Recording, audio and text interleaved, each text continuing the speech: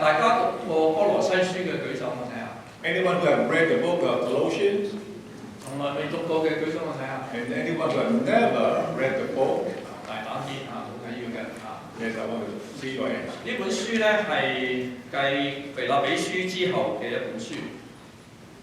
This book follows immediately after the book of Philippians. 我哋盡量咧幫助大家一齊嚟到思考神嘅話語，就讀完一卷新約就讀一卷舊約。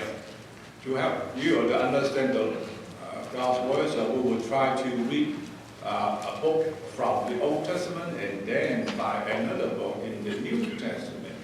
咁呢本書寫嘅時候咧，係正值咧歌羅西呢個地方咧係發生咗一啲嘅危機。When this book was written, the city of Colossians was having a crisis. 而呢個危機咧係喺教會裏邊產生更大嘅衝擊。And this crisis happened to the church, which is being heavily bombarded. 咁咧，保羅嗰陣時坐緊監 Paul was spending his days in prison. 佢就從來冇認識歌羅西嘅教會嘅狀況。And he has no good knowledge about the Colossian church. 因為唔係佢成立嘅教會。Because he did not found the church. 咁呢個城裏邊發生咩事咧？第一就係受到猶太教嗰種嘅教條主義衝擊教會。So what was going on in the city? Firstly, we have Judaism. 第二咧就係佢哋受到當時潛伏喺準備發生嘅一個諾斯底嘅主義一個哲學思想。And secondly, there is the philosophy Gnosticism. 而呢個哲學主義咧，到今時今日咧，仍然係存在一種神人相隔嘅一種思維嘅方式。And today we still have this philosophy Gnosticism in the world. It's concerns about the separation between man and God. 黑白要好分明。It has to be a clear-cut black and white. 教條主義咧就要按照舊約聖經要做嘢。And the religious doctrine will be mainly based on the Old Testament. 所以喺教會裏邊形成一啲嘅潛在嘅危機。And that is where the crisis is. 而呢種危機咧就透過一位弟兄去探監嘅時候話咗俾保羅聽。And this crisis was related to Paul by a brother. 所以保羅就好焦急，想寫一封信勸呢一班嘅弟兄姊妹。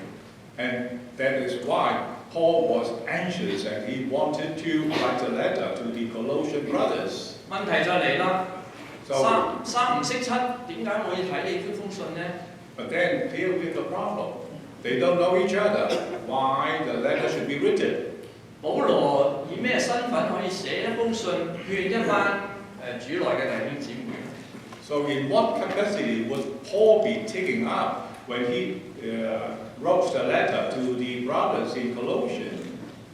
廣東話有一句俗話就叫做架梁，即係唔關你事，你就要插手本人嘅事。In the Chinese culture, we were saying that you are trying to intervene when it is none of your business.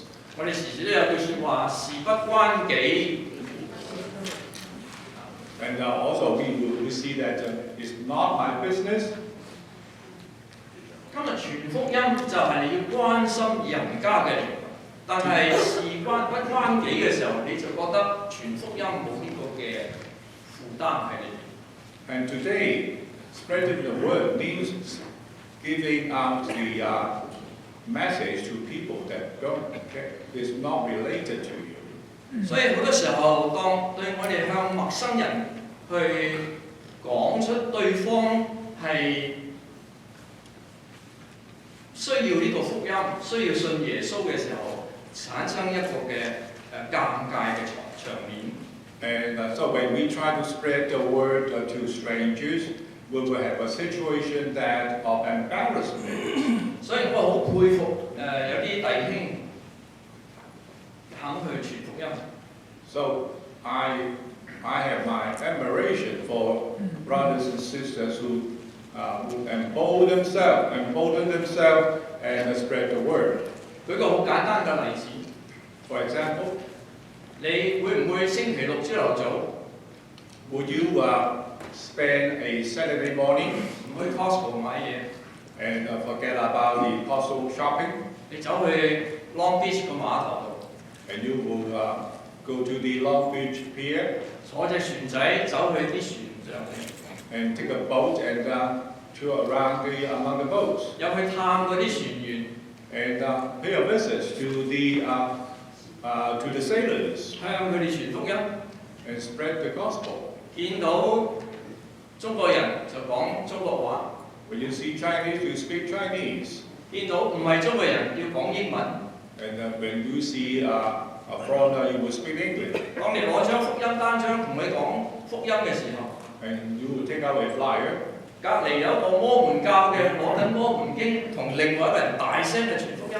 And then you come across a Mormon missionaries spreading the Mormon gospel.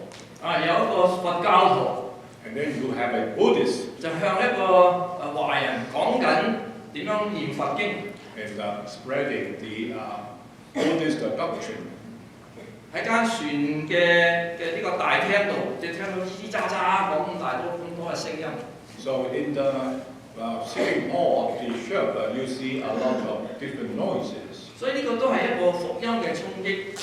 So this is a challenge in spreading the gospel.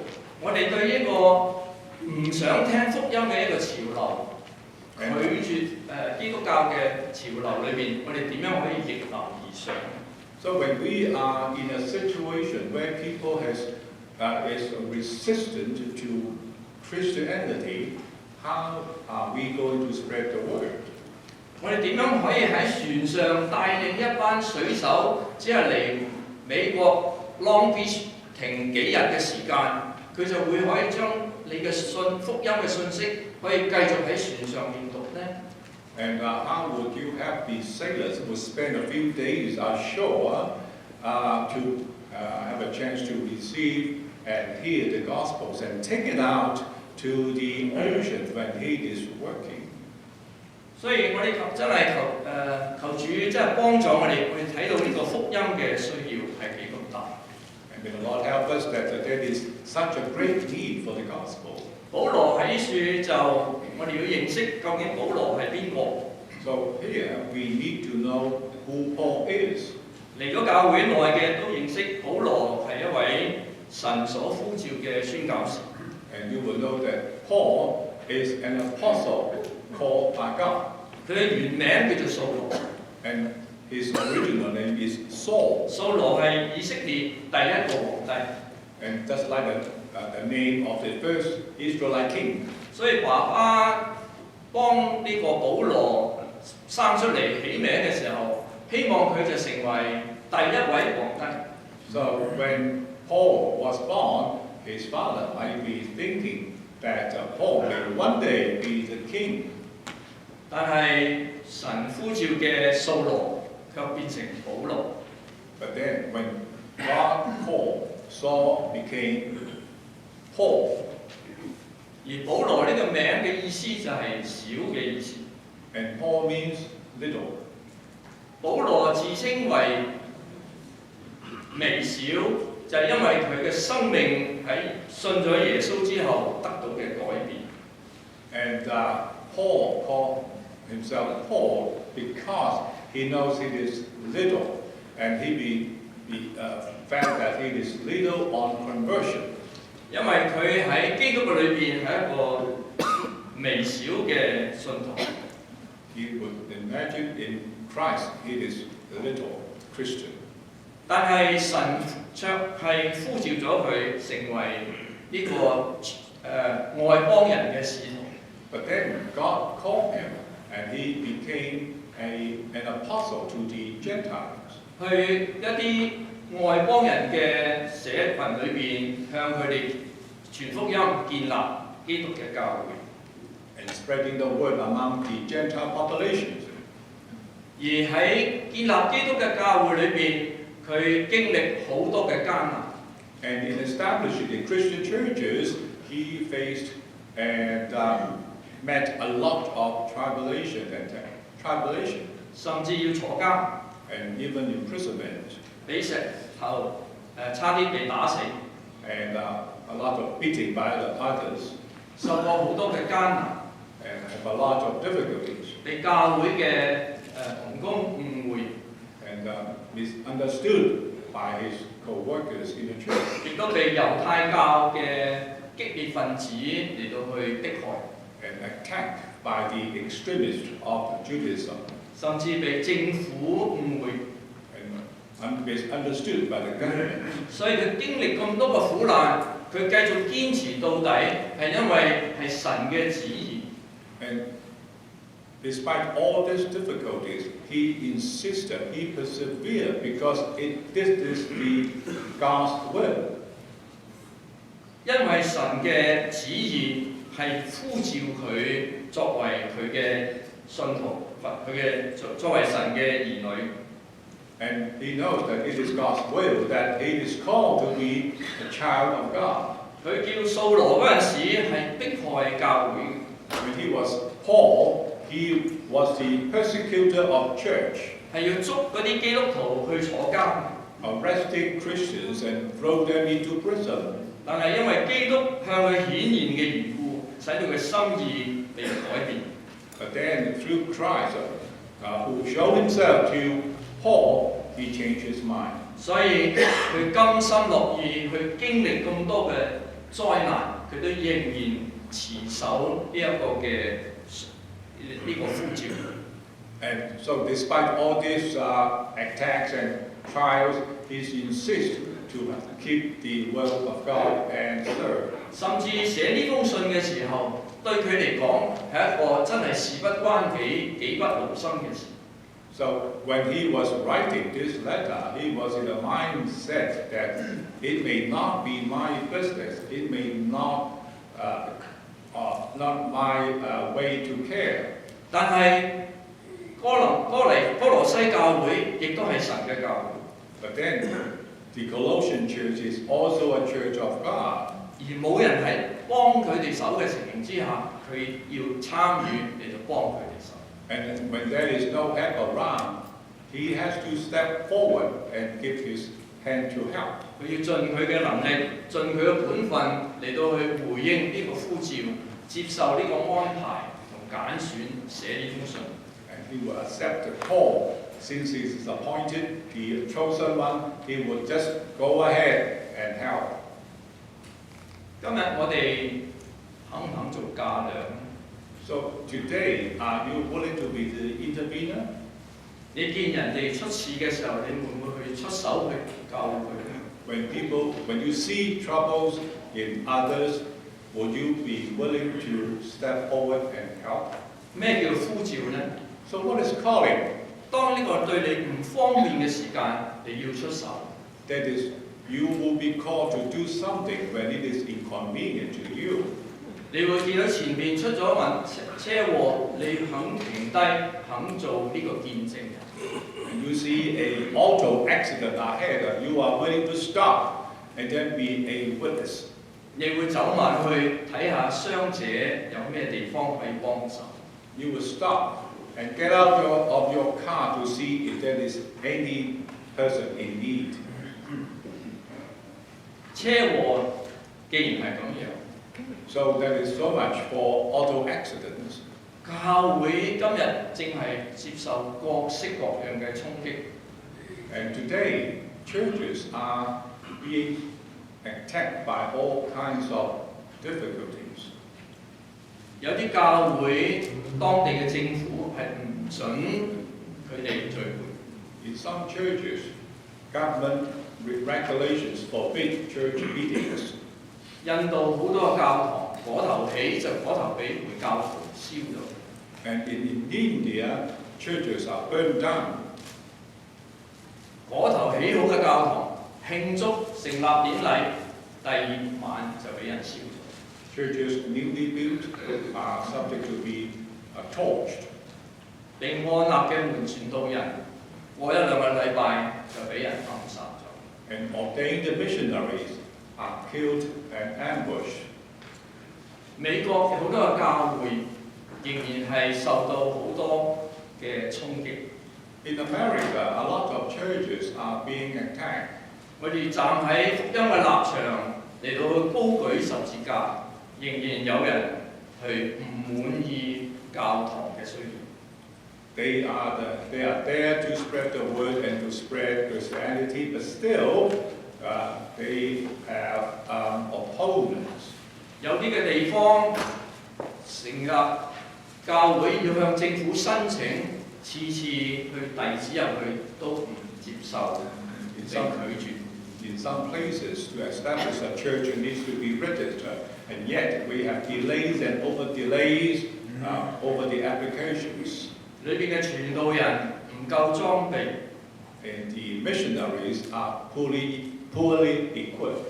嗰度嘅牧師只係小學嘅教育程度。And pastors are educated at elementary level. 有啲新上嚟嘅牧師連聖經都未讀晒成本。And the newly appointed pastors are unfamiliar with the whole book of Bible. 我哋點樣去插手去幫忙佢哋呢？ So how are we to intervene and give them a hand? 保羅就係有呢個嘅心志，願意奉神嘅旨意寫呢封信俾呢個教會。Then Paul has this mindset, and he make up his mind to answer the call and write this letter. 而且佢唔係淨係佢寫，佢要俾提摩太睇過呢封信。And it is not only writing this letter alone, it is asking Timothy to have a look at the letter. 提摩太喺佢嘅心目中好似自己嘅仔一樣。To him, to Paul, Timothy is just like his son, 係屬靈嘅孩子， his spiritual child. 係下一代嘅一個嘅代表。And he knows he is the next generation. 佢寫呢封信，佢希望佢嘅呢個提摩太呢個後生仔都認同佢咁樣寫係啱嘅。When he showed this letter to Timothy, he hoped that young Timothy would agree with him. 讓佢所寫嘅每一個字，提摩太都睇得明白，教會裏面嘅後生仔都會明白呢封信嘅意思。And he hopes that Timothy would agree to about his motivation and everything he is doing. 佢加提摩太另外一個意思， And he tried to give Timothy another lesson. 就係有呢個團體嘅精神。 And that is team spirit. 我哋傳福音，我哋發覺有好多傳教嘅人都係兩個去傳。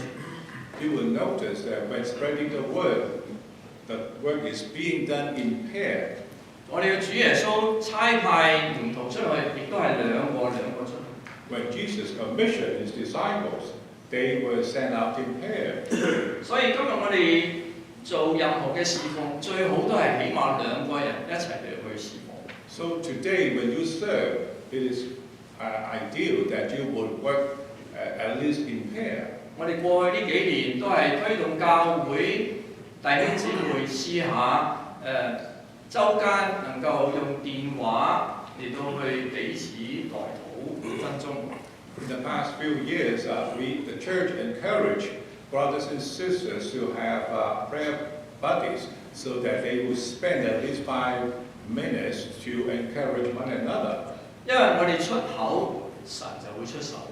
So when we speak out, God will give His hand to help.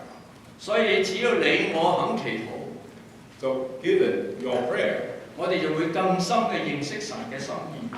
we will have a better opportunity to know God deeper. 今年我哋新嘅希望， In 2020, our new hope 俾大家一個新嘅挑戰， is a new challenge. 就係唔係兩個祈禱， It's not only praying in pair. 試下3個祈禱。 Try a team of 3. 大家都識用手機嘛？ So you have a cell phone. 你知唔知手機仲有一個用途啊？ You know there is a function in the cell phone, 有咩用途啊？ and that is 你除咗打俾一個之外，你仲可以同時同第三個人講話，係咪啊？ so you may not only speaking to one person but also another person. 你就不妨試下咁樣用下個手機， So try this. 三個人一齊揸電話祈禱。 Three in a conference holding your cell phone. 呢度最主要嘅意思就係我哋要建立一個團體嘅精神。 And here the meaning is that we have to have teamwork.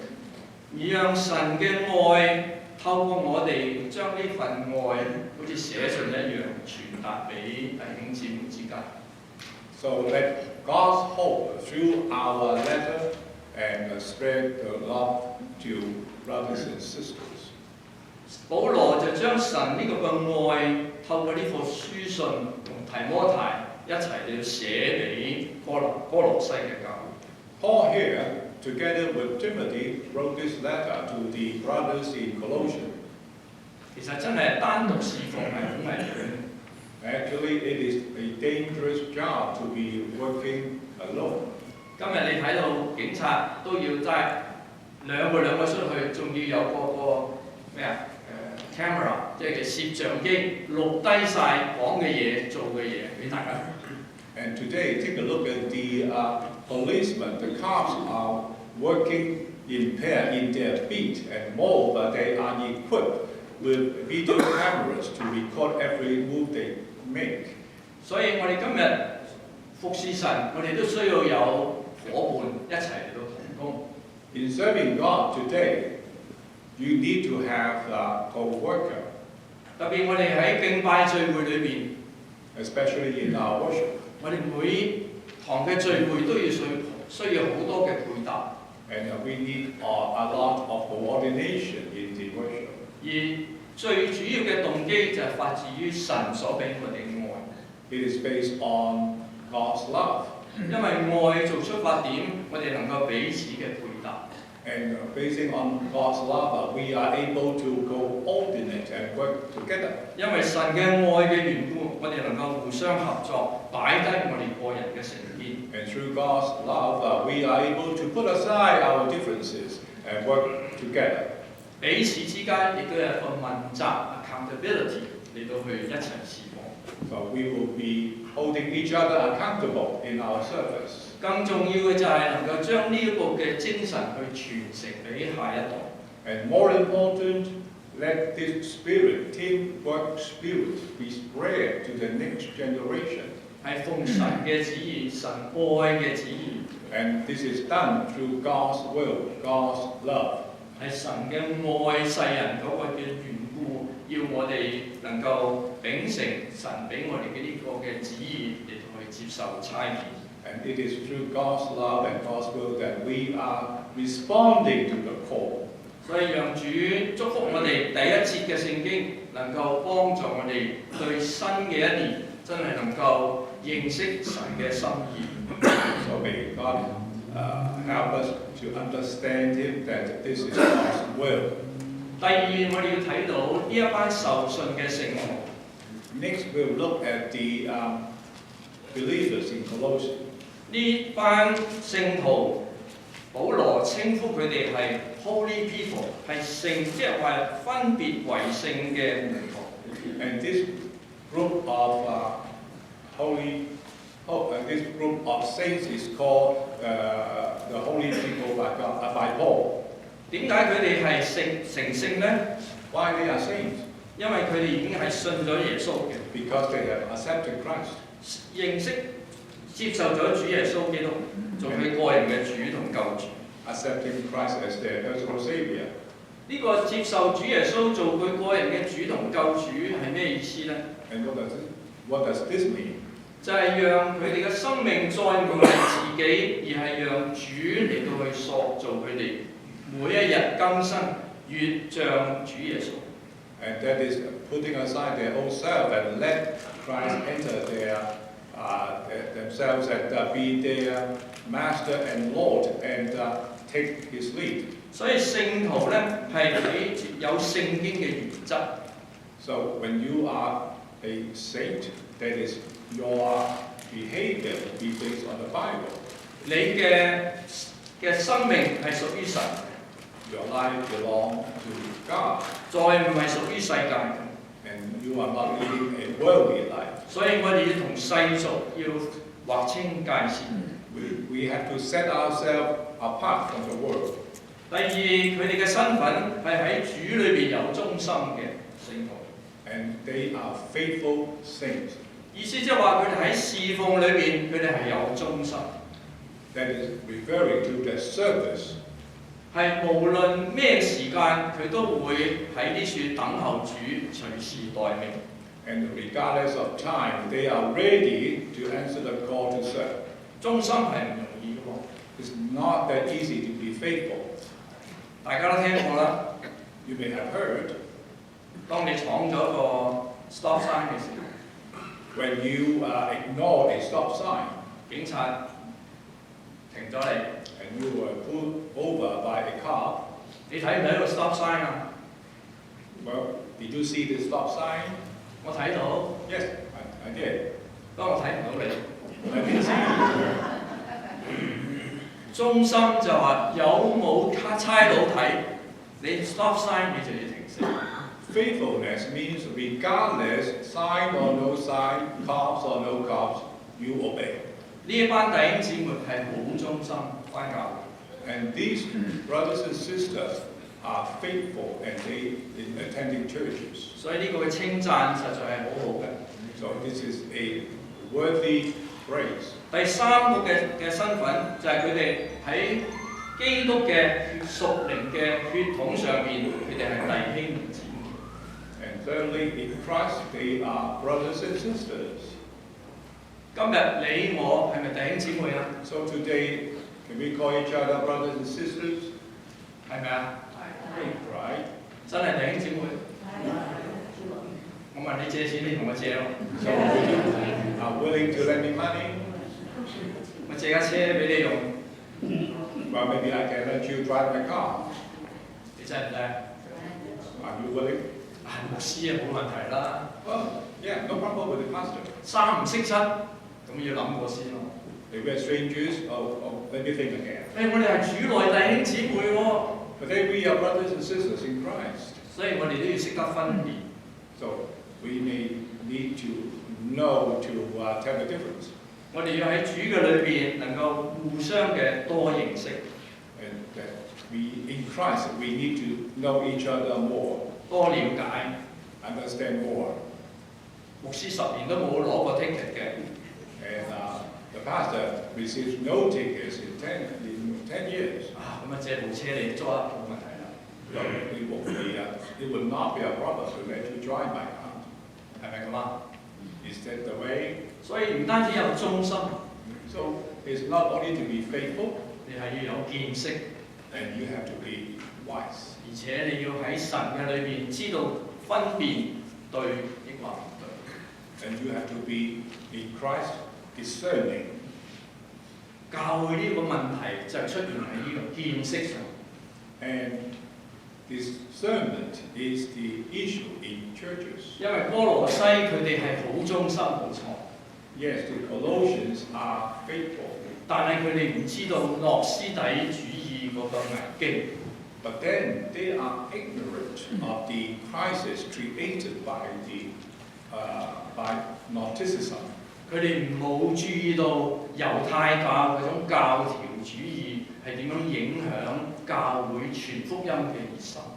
And they are blind to the attack that may be posed by Judaism on their faith. 因此，保羅祝福佢哋， And that's why Paul blessed them 亦都為佢哋祈禱， and also pray for them 亦都盼望藉着呢個祝福嚟到提醒佢哋。 and hope that through this blessing that they will be reminded. 第一個祝福就係恩典， And the first blessing will be grace. 第二個係平安。 And the second is peace. 佢話願恩惠平安從神嗰度賜俾你。 And he said, may May God's grace and peace be with you. 咩叫恩典？ So what is grace? 咩叫恩惠呢？英文都係一個字。And yes, grace. 呢個 grace 嘅意思即係話 Grace means 唔應該有嘅你有， what is undeserving, you are given. 應該有嘅你冇。 And what is deserving, you are accepted. 喺福音嘅裏邊應該點講呢？ So in the gospel, how will it put it? 應該死嘅冇死過， Deserving death, you are spared. 唔應該被赦免嘅被赦免咗。 Undeserving to be forgiven, you are saved. 因為耶穌基督嘅緣故， Because of Christ, 我哋呢一班該死嘅人， we deserving to die 因為我哋犯咗罪， because of our sin 得罪咗神， and offending God, 竟然得着赦免， and we receive forgiveness 竟然得着永生， and given eternity 竟然得着神兒子嘅名分， and given the status of God's children 能夠得着耶穌基督， and also receiving Christ. 呢個係咪恩典啊？ Would you think it is grace? 係真係要寫低，唔好唔記得。 So jot it down. 真係我哋需要呢個恩典， We need this grace. 係每一日都需要。 We need it every day 我哋每一日都得着赦免， so that we may be saved and forgiven every day. 得着永生， And we will have eternal life. 得着呢個名分， And we have this status. 得着呢個永恆嘅 heritage 基業， And we have this privilege to have the inheritance. 係神為我哋預備嘅基業， And inheritance prepared by God. 係喺主嘅裏邊，喺主耶穌基督裏邊先至可以得到。 And this is something what we can have through Christ. 因為主耶穌基督為我哋而死， Because Christ died for us. 所以我哋守聖餐嘅時候， So when you have the Lord's Supper, 我哋不斷要提醒自己， keep on reminding yourself, 我哋今日都係有呢個恩典。 we are in receipt of this grace every day. 你未得到嘅，你嗱聲要求神指引。 So if you are not receiving this grace, go ahead and ask for it. 第二係平安， Secondly, we have peace. 平安有幾個解釋。 We have a couple of meanings to this. 平安喺世界上嚟講，即係話太平無事就叫做平安。 And the worldly meaning is that peace, no, nothing serious happening. 但係猶太人嘅平安係 shalom， But then to the Jews, peace is shalom. 呢個平安唔係普通嘅平安， It is not a peace that you can find anywhere. 係風雨中嘅平安， It is a peace in trouble. 係一種穩妥。 It's a steadfasting peace. 呢個穩妥亦都可以翻譯係 peace， 係平安。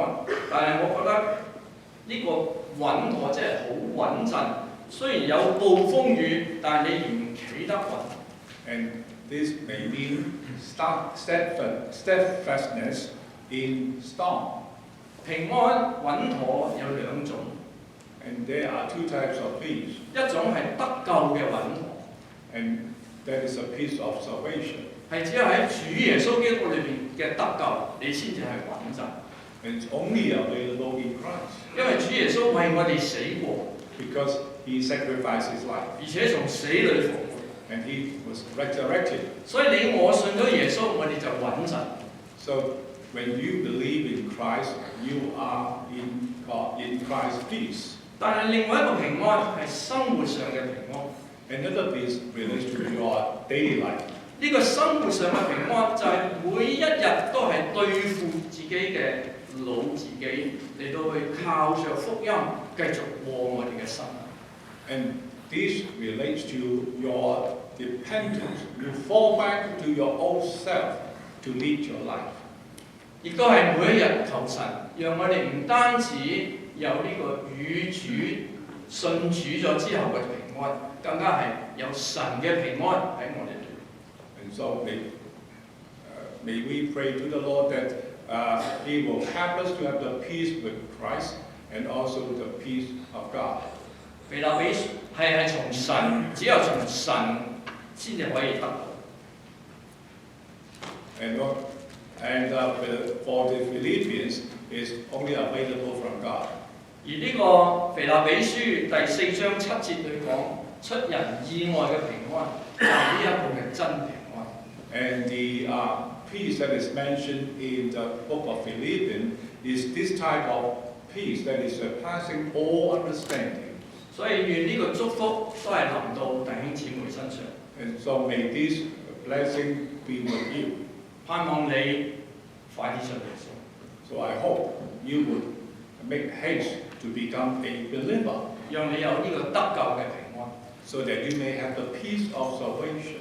信咗主耶穌嘅人，你要更加追求呢個每一日生活嘅平安，係神而嚟嘅平安。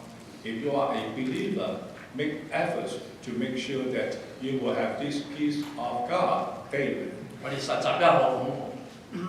So we try and practice. 照住聖經呢度咁讀。And we will read according to the Bible. 願因為平安賜俾。May God's love and peace be with you. 隔離講到，願因為平安從神面前賞賜俾。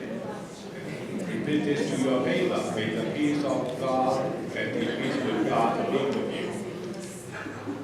你希唔希望新嘅一年穩穩陣陣啊？ So would you like to be steady and firm in the new year? 講白啲，真係只有喺基督嘅裏邊，我哋先穩陣。Frankly, you can only find such steadfastness in Christ. 因為我哋穩穩陣陣，我哋出去就冇有怕去傳福音。Given this firmness, this steadfastness, we will be able to step into the world without fear. 陣間我哋聖餐之後咧，會有一個宣教點滴。And after the Lord's Supper, we will have a video about a mission moment. 因為嗰個錄音咧唔係好清楚。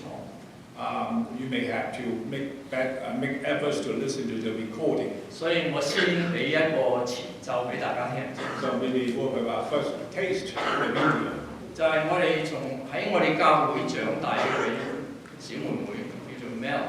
It relates to one of our sisters, Mel, who was brought up in the church. Mel 比較喺呢處從 RA、CYF 一路係咁樣長大嘅一個細路。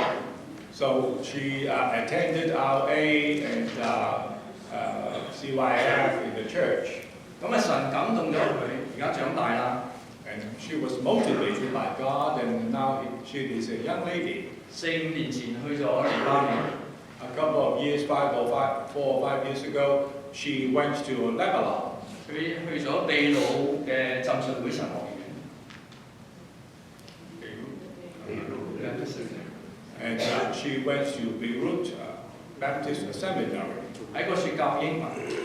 And taught English. 喺呢個分享裏邊咧，佢就教嗰啲阿拉伯人讀聖經，用英文嚟讀聖經。And in the video, you will notice she taught the Arabian people to read the Bible. 佢舉出有2位牧師就喺佢嘅教導之下咧，畢業出去建立教會。And he pointed out that 2 pastors went out upon the teaching, went out to become pastors. 喺教會聚會內咧，你見到佢相咧，就可能會認得佢。Maybe you can recognize her from the video. 咁 Mel 呢幾年喺度教神學嘅時候咧，佢都完成咗神學院嘅學位。And while she was teaching, she also completed her studies in the seminary. 所以我覺得我哋 CBCOC 係好蒙福嘅教會。From that, I see that our church is blessed. 一開始我哋就勇敢嘅差派鼓勵後生仔女去出去傳福音、去宣教。We set out our younger brothers and sisters to be missionaries. Mel 一個後生女單身一人入去一啲全世界難民最多嘅一個國家嚟到去做福音嘅工作。Mel on her own went out to the refugee population to do the gospel work. 佢而家參加嘅主日崇拜喺嗰處係有1300幾人嘅崇拜，佢自己身為一個華人嘅基督徒係一個少數民族。And the place of gathering where she served, the attendance is over 1,300, and she is being a missionary is the minority. 所以佢就好似保羅一樣，走去一啲完全唔屬於自己嘅地方嚟到經歷神嘅恩典。So in a way, she is like Paul. She would venture into unfamiliar places to do the gospel work. 所以盼望我哋新嘅一年有一個新嘅方向。Let's hope that in the new year we will have a new direction. 嘗試奉主嘅名接受主嘅差遣去做嫁娘。Try to respond to God's call and intervene meaningfully. 因為你滿有基督嘅平安。Because you are blessed with God's peace. 我哋一齊祈禱。 Let's pray. 求主你真係幫助我哋，讓我哋新嘅一年踏出宣教嘅勇氣。Help us so that in the new year we will be meaningful missionaries. 我哋施恩帶領 CBCOC 能夠有更多嘅弟兄姊妹回應神嘅呼召。And help the church so that more brothers and sisters will respond to the call to be missionaries. 奉主嘅名求。In Jesus' name.